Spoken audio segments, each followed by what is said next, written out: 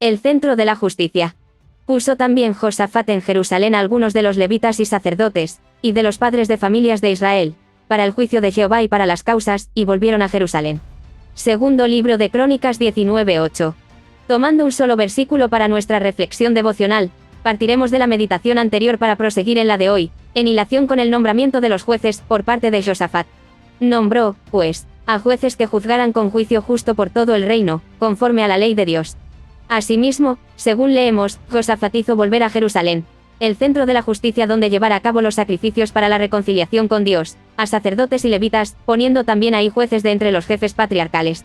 Desde que Adán pecó y hasta el Señor Jesucristo, el hombre se encontraba totalmente separado de Dios. Pero Dios, grande en misericordia y por amor a nosotros, se acercó al hombre y le proporcionó el modo en que éste pudiera acceder a él sin morir en el intento, a causa del pecado. Adán y Eva fueron los primeros en entender que sus pecados merecían la muerte, y en comprobar el amor de Dios y su misericordia. Expulsados del jardín, sus vidas fueron perdonadas, poniéndolas en lugar de dos animales, y sus pieles usadas por su Creador les proporcionó, además, unas túnicas con que cubrirse. Abel comprendió esto perfectamente el día que le ofreció lo mejor de su rebaño, animal que le permitiría acercarse a Dios por medio de su sacrificio. Más adelante, Abraham será llevado a tener una gran descendencia y recibirá instrucción en este sistema sacrificial para su acercamiento con él. Conforme se sucede la historia de la humanidad podremos comprobar que muchos copiaron este sistema para venerar a sus dioses. Pero solamente el pueblo de Dios, el que desde Abraham Dios formó y santificó para traernos con él al Redentor, recibió la revelación y la instrucción necesaria de Dios para que el hombre volviera a tener comunión con él. Moisés, pues, recibió la ley, de este modo se acotaba con precisión cómo debía ser el hombre digno de llamarse santo y justo delante de Dios. Y aunque la ley era muy clara y precisa, no hubo hombre en Israel capaz de cumplirla, cosa que evidenciaba la necesidad de un redentor, ya que con el sistema sacrificial, dado por Dios a los levitas, solo se redimía el pecado cometido hasta la fecha del sacrificio, y solo si éste había sido expuesto delante de Dios en el momento en que era dada esta ofrenda. La idea de un redentor que había de venir no era nueva para Israel, ni siquiera para el resto de la humanidad, ya que Dios la reveló desde el mismo momento en que Adán pecara, con la promesa de la simiente de la mujer. Y pondré enemistad entre ti y la mujer, y entre tu simiente y la simiente suya, ésta te herirá en la cabeza, y tú le herirás en el calcañar. Génesis 3:15.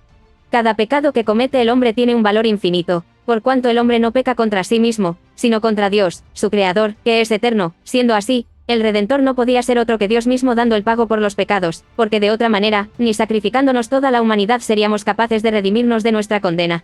Y aquí el amor de Dios para con el hombre, que no teniendo necesidad de hacerlo, se puso a sí mismo como centro de la justicia, haciéndose hombre y reconciliándonos de este modo y para siempre con él. Nacía, pues, Jesús, Dios Hijo hecho carne, según la primera promesa de redención, no nacido de hombre ni de voluntad humana, sino puesta la simiente en una virgen del linaje de David. Y habiéndose dado en sacrificio por amor a nosotros, podemos acceder directamente a Dios por medio de Cristo, en reconocimiento a Él y a su obra salvífica en la cruz del Calvario. Pudiéramos decir que, en esa cruz murió el hombre, pudiéramos pensar que murió Dios. Hay tantas cosas que se piensan cuando no se entiende el misterio de Dios hombre, en la persona de Jesucristo. Dios mismo bajó, se encarnó, vivió sujeto a los tiempos y a las adversidades como cualquier hombre, pero sin pecado, por cuanto es Dios, e impecablemente, Dios Hijo, Jesús, el centro de nuestra justicia, derramó hasta la última gota de su sangre librándonos de la deuda. A Jesús nadie le quitó la vida, sino que la puso en pago él mismo conforme a su plan de salvación, y resucitó al tercer día, resurrección revelada de antemano por él mismo a sus discípulos antes de que fuera aprehendido y llevado ante Pilato. Es necesario que el Hijo del Hombre padezca muchas cosas, y sea desechado por los ancianos, por los principales sacerdotes y por los escribas, y que sea muerto, y resucite al tercer día. Lucas 9:22.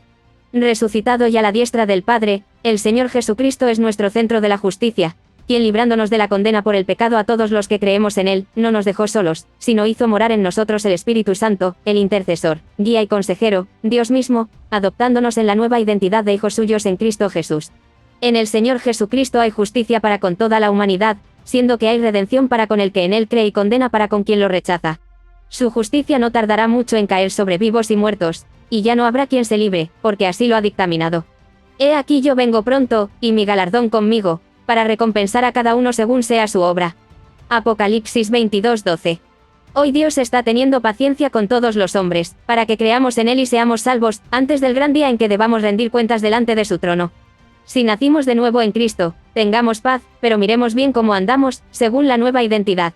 Pero si la cosmovisión posmoderna nos tiene absortos en la incredulidad que reza, Dios no existe y, si existiera, no lo necesitamos, pensemos seriamente esto. Mi existencia es solo fruto de la casualidad. ¿Y si existe Dios? ¿No habrá quien me libre de condena? Sí, mediante la fe en Cristo. Recordando la advertencia e invitación del Señor, en su palabra, diciéndonos la paga del pecado es la muerte más la dádiva de Dios es vida eterna en Cristo Jesús, Señor nuestro. Como bien anotó Pablo a los romanos, meditemos en Jesús, el centro de la justicia, y no desoigamos la voz de la conciencia, avisándonos al modo del predicador. Aún hay esperanza para todo aquel que está entre los vivos, porque mejor es perro vivo que león muerto. Eclesiastés 9:4.